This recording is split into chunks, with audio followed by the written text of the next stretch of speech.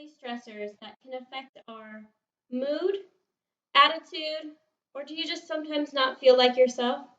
Anxiety, depression, and suicide rates have increased. Why are we not talking about this? Mental health is crucial for our overall health. Mental health conditions are medical conditions too. Let's start with some mental health struggles in today's world. COVID-19. We're all going through this worldwide pandemic that's either increased anxiety or has caused anxiety. COVID-19 is a worldwide pandemic that's caused so much illness, devastation across the world. Reading articles, watching the news, and being quarantined can be toxic for mental health.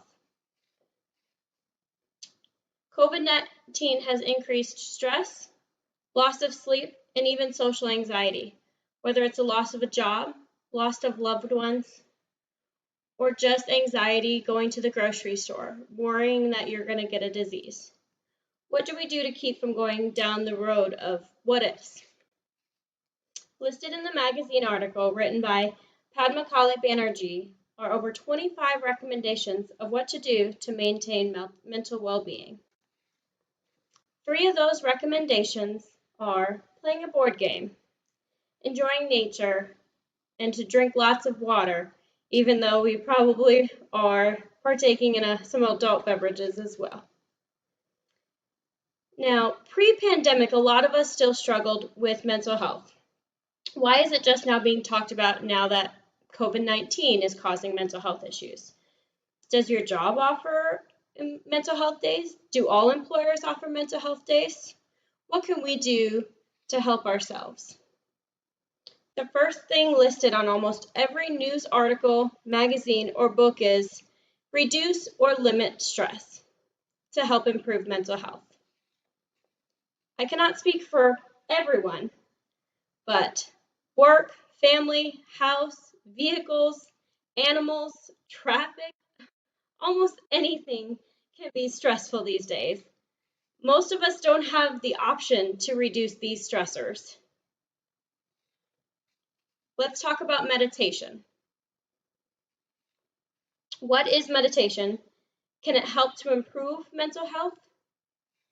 Author Matthew Sokolov explains what meditation is, how to do it, and how it can improve mental health.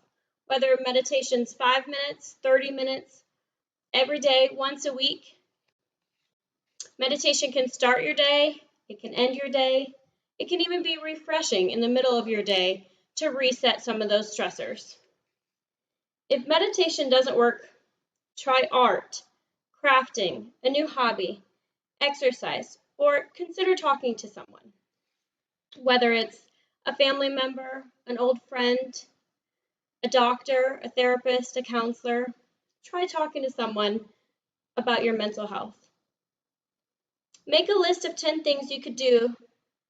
Glance back at that magazine article from Padmakali Banerjee for ideas. But what if you've tried everything? Nothing's worked. You can't seem to get back on track with your mental health. Don't give up. You are not alone. There could be something more going on. Seek medical attention, whether it's EMS, your primary care physician, or a therapist. There are medications that have been proven to help. And again, mental health is a medical condition. Chris F. Johnson wrote a journal article breaking down the steps, age groups, and benefits of those groups who were prescribed antidepressants, anxiety medications, and mood enhancers.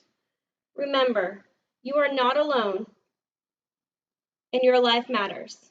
If you're having thoughts of suicide, please reach out to trained professionals by calling 911 or the National Suicide Hotline at 1-800-273-8255.